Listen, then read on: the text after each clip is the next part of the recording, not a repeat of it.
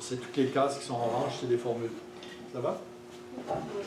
Fait que ce que vous avez à faire pour ce tableau-là, une fois qu'il est fait comme ça avec les formules, vous avez simplement rentré les données qui viennent de votre fiche terrain, vos 35 fiches terrain, sur place. Le deuxième tableau que vous devez faire, c'est pour les différents facteurs. Vous allez me guider, me dire comment le faire.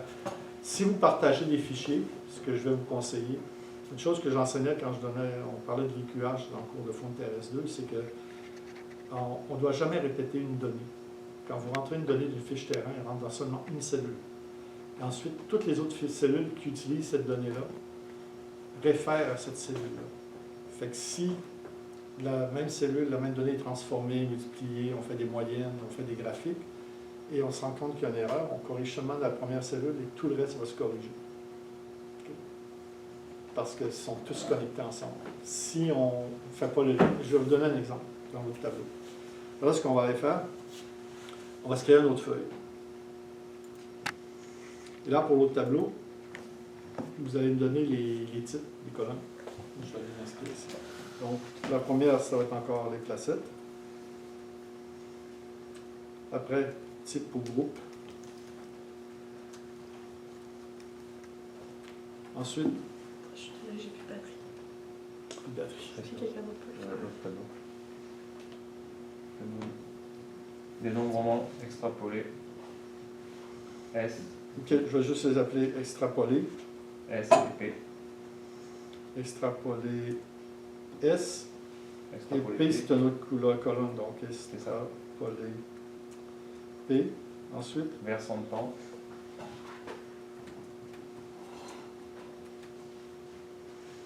ensuite, Forme de la pente.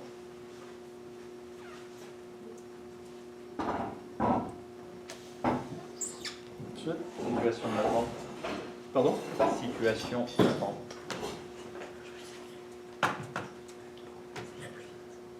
Exposition. Surface terrière. ok, je vais en rajouter une que je vais appeler classe d'exposition. Vous allez voir tout à l'heure pourquoi. Et une autre, c'est surface terrière.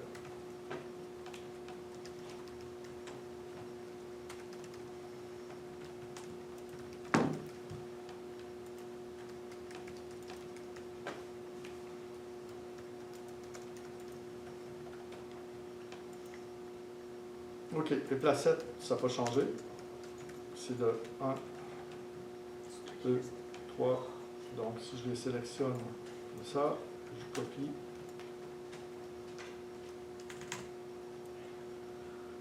Oups, je mets un peu trop.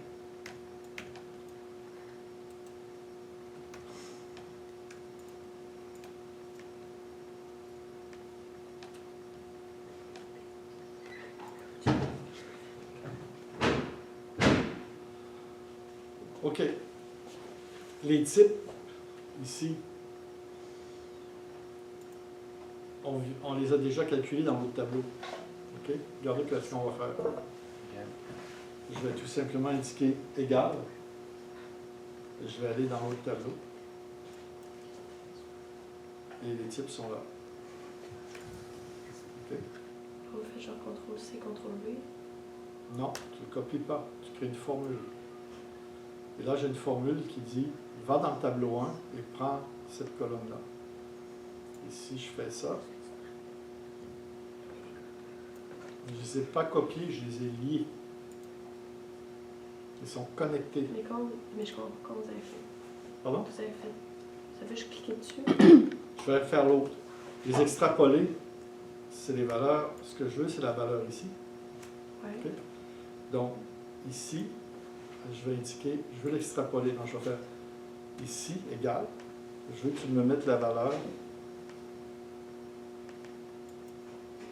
qui est ici. OK? Puis là, je fais juste Enter. Et là, il m'a mis la valeur. OK. Il est allé la chercher. Ça dit, va chercher dans le tableau 1 les valeurs extrapolées. Sub. Et si je le copie ici, OK? Et si vous regardez dans le tableau ici, La valeur à côté, elle est juste à côté. Donc, si je prends cette valeur-là, Parce que tu n'as pas fait ça en haut, tableau. et je la copie, est-ce que ça va marcher? Oui. Et là, je peux la copier en descendant.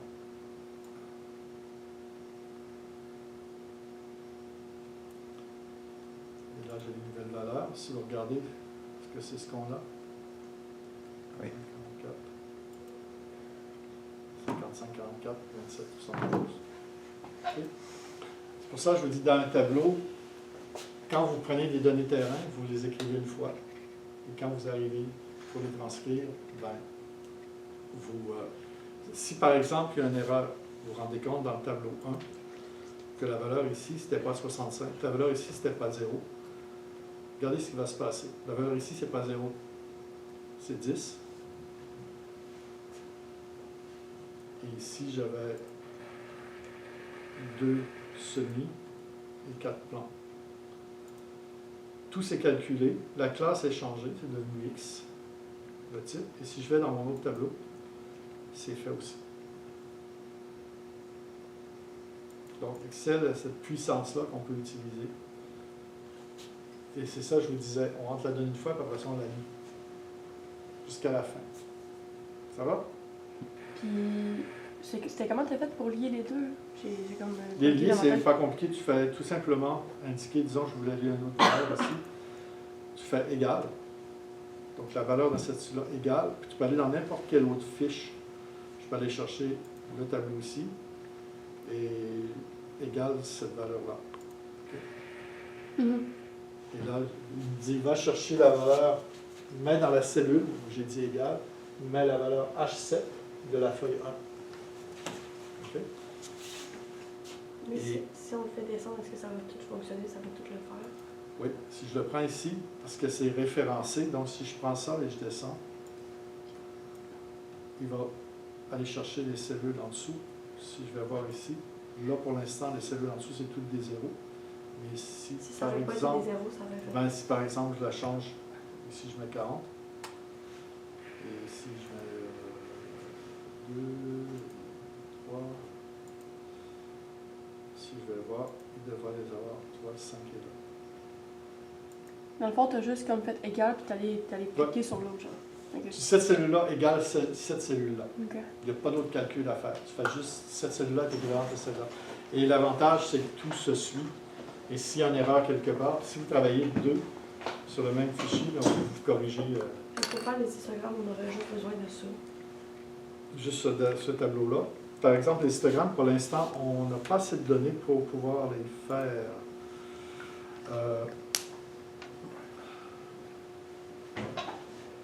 On va s'inventer des données. OK? OK. On va s'inventer des données. On va se dire, par exemple, que je vais retourner à mon tableau 1. D'ailleurs, le tableau 1, il s'appelle comment? Comment je l'ai appelé dans mon fichier?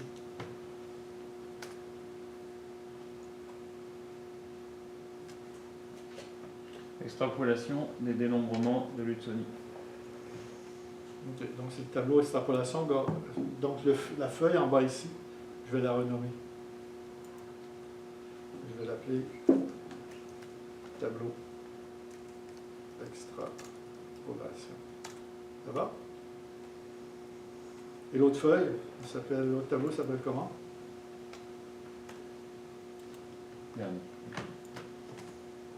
Ça doit être valeur biophysique ou valeur... Sommaire des dénombrements extrapolés. Avec je ne sais quoi. Je crois que c'est valeur, c'est données biophysiques ou données physiques. C'est écrit sommaire des dénombrements extrapolés. Je vais vous donner un meilleur nom. Données... Ah non. Table sommaire des caractéristiques biophysiques. OK.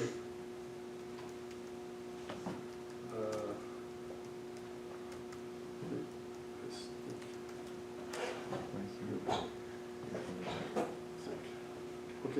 Là, les noms sont longs, mais regardez ce que ça le fait à nos formules. Dans nos formules, tout à l'heure, ça disait... Ah non, ça ne fera pas parce qu'on ne peut pas changer le tableau. Ah, correct. Je reviens là-dessus une autre fois. OK, est-ce que... Est-ce que ça aide jusqu'à maintenant? Oui. Bon, on va s'inventer quelques données ici pour pouvoir vous montrer comment fonctionnent les tableaux croisés. Pour être un peu n'importe quoi. Parce qu'il y a beaucoup de...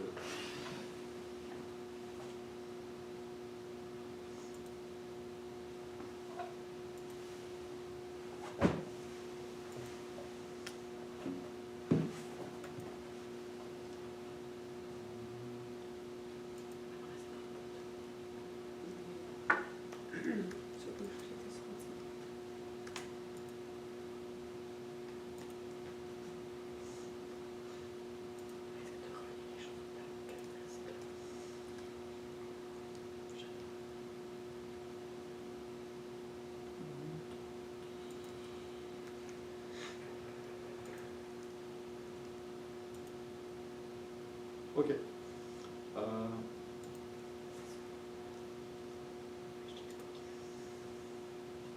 Donc, j'ai modifié mon tableau, les 8 premières. Si je vais à l'autre tableau, il aurait dû être modifié. Donc, j'ai mes valeurs qui ont été transportées.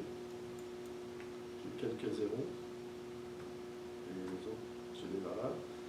Donc, si je regarde dans mon tableau ici, on va se créer des valeurs de... Les versants de pente, c'est MBC. OK? M, B, C. Ça, est-ce qu'il faut créer une autre formule ou ça va... Non, ça, c'est les valeurs que vous prenez directement sur la fiche terrain. OK, pour toutes les versants de pente, de pente, il faut toutes les Oui. à la main. Ça, c'est toute la seule place qui pourrait avoir une formule, c'est ici, mais elle est un peu compliquée, vous pouvez le faire à la main. Comme OK. si vous avez 360 degrés ici, ben, vous allez indiquer nord. Si vous avez 180 degrés, OK, oui, il faut les écrire. vous allez, OK. tu peux faire une formule si c'est entre ça et ça, mais Ouais. disons que je ne veux pas trop vous perdre. Et si vous avez 400, ben, vous avez, c'est un sommet. Si vous avez 500, c'est une cuvette. OK? Et donc, je vais continuer ici mes pentes. Là, si je fais C.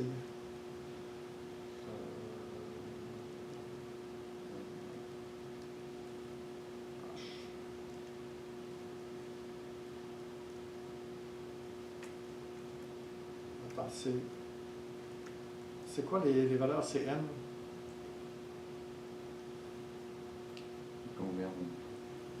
Ah, c'est HMB.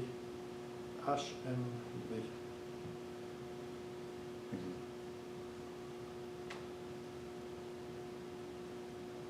C'est HMB, c'est ça? Il n'y a pas de C? C'est au moyen bas, je crois.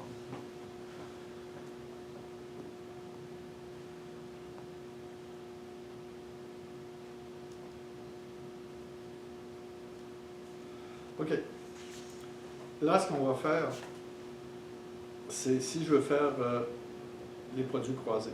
Moi, ce que je veux calculer, par exemple, si je veux voir, il faudra que je fasse la moyenne de toutes les M, OK, qu'il y a ici, de toutes les H, de toutes les B. Si vous le faites, c'est un peu compliqué, si vous le faites de façon manuelle. L'autre façon où on peut procéder, c'est que vous pouvez tout simplement faire insertion, tableau croisé. Quand on vous demande de faire tableau croisé, faites-le pas. Choisissez toujours une nouvelle feuille de calcul. Parce que si vous prenez une même feuille de calcul, vous ne verrez plus ces données-là. Vous ne pourrez plus retourner en arrière. Parce que là, il va créer une nouvelle feuille. Donc, je vais créer une nouvelle feuille. Donc là, j'ai une nouvelle feuille. La feuille 3 ici. Qu'est-ce qui va se passer ici? Vous voyez vos variables. Il faut décider qu'est-ce qu'on fait avec elles. Nous, ce qu'on veut avoir, nos Y, les valeurs qu'on veut calculer, c'est les valeurs extrapolées. Okay. Donc, les valeurs extrapolées, quand je les ai choisies, ils les ont mis automatiquement dans les cases ici. Okay. À l'écran, est-ce qu'on voit cette partie-là de l'écran? Excusez-moi. Non, je ne la voyais pas pour.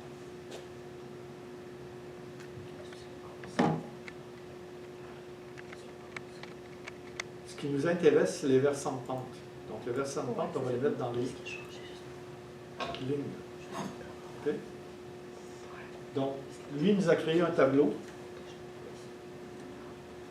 Dans le tableau, ce que vous avez, c'est le versant de pente, VHM. Et il a fait la somme des valeurs extrapolées pour les semis et la somme des valeurs extrapolées pour les plans matures. Écoutez, ce bout-là, c'est la partie importante. Et je vous ai dit qu'il ne fallait pas faire la somme. Pour changer ça, ce que vous allez faire, vous allez aller ici, choisir paramètres des champs et des valeurs, et vous allez sélectionner moyenne. Ici, faites la même chose, paramètres des champs, et vous allez choisir moyenne. Là, il vous a calculé, vous n'avez pas besoin de vous tracasser pour savoir le nombre de valeurs M, le nombre de valeurs B, il les a calculés automatiquement. Donc, vous avez la moyenne des valeurs B, la moyenne des valeurs P. Ça, vous pouvez jouer avec le formatage, changer de... Maintenant, qu'est-ce qu'on fait avec ça? Oui. Je sais pas, j'ai toujours pas compris, ça faisait quoi, extrapoler? Extrapoler, c'est quand tu prends ta valeur de base, okay, que tu as mesurée sur le terrain, tu veux la comparer avec une autre. Donc, tu voudrais que toutes les valeurs soient équivalentes à 100%. Donc, extrapoler, ça veut dire si tu avais 10%, tu la changes pour avoir 100. Si tu avais 20%, tu la changes pour avoir 100. Et tu les ramènes toutes à 100%. Pourquoi? Parce que s'ils sont tous à 100%, tu peux les comparer. Je te ferai des dessins tout à l'heure, ça va être plus clair sur un bout de papier. Parce que c'est pas... le tableau croisé dynamique vous permet d'aller faire vos calculs. Vous n'avez pas besoin de vous compliquer. Si vous avez d'autres valeurs, vous pouvez les faire aussi. Mais l'autre avantage, c'est que à partir de ces données-là ici, vous pouvez maintenant aller dans insertion, graphique croisé dynamique.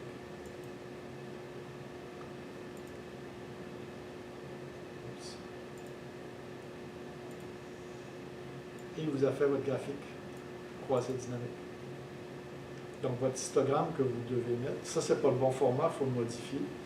Donc, il a créé votre tableau. Ça, ce tableau-là, vous n'avez pas à me le remettre. Et il a créé votre graphique. Okay. Donc, vous avez votre graphique avec valeur moyenne extrapolée des semis en bleu, valeur moyenne extrapolée des plants matures en orange, en bas de pente, en haut de pente, puis en milieu de pente. Et ça, c'est avec le... Ça, ce serait un des histogrammes. Avec le Z ou avec le X? Là, pour l'instant, on ne s'est pas cassé la tête avec ça, mais on peut. Je vais vous montrer comment faire. Vous avez remarqué, on ne voit pas. Quand vous êtes n'importe où sur la feuille, vous ne voyez pas l'information du tableau croisé. Il faut être sur le tableau ou sur le graphique. Okay? Donc, si tu vois, c'est écrit filtre. Okay? Donc, qu'est-ce que tu peux faire? Tu peux prendre ton groupe et l'amener dans le filtre. En étant dans le filtre, ce que je peux faire maintenant, j'ai mis mon groupe dans le filtre. Ici, je peux choisir juste les X. Là, il y a juste les X. Si je vais ici, juste les Z. Il y a juste les Z. OK? La même chose peut être faite. Ici, vous avez des choses aussi. Vous pouvez changer. Ici.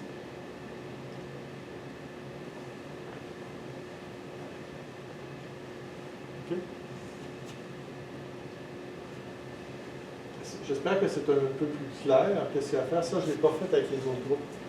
Mais je pense qu'il va falloir que je publie ça. Ah ouais. pour les autres.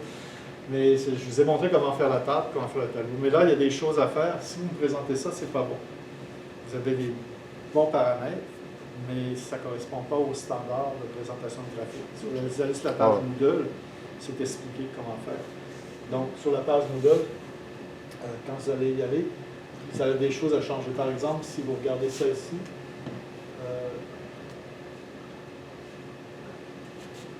Je peux supprimer. Je tiens. Supprimer le champ.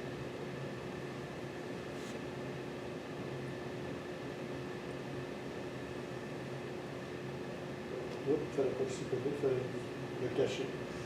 Comment je fais pas là? Ce que vous allez trouver aussi ici, vous avez par exemple les courbes de tendance. Dans notre cas, on n'en a pas besoin, mais vous pouvez. Le titre des axes. Les barres d'erreur, Ça, est-ce qu'il faut les mettre? c'est seulement à cliquer ici, vous avez vos barres d'erreur.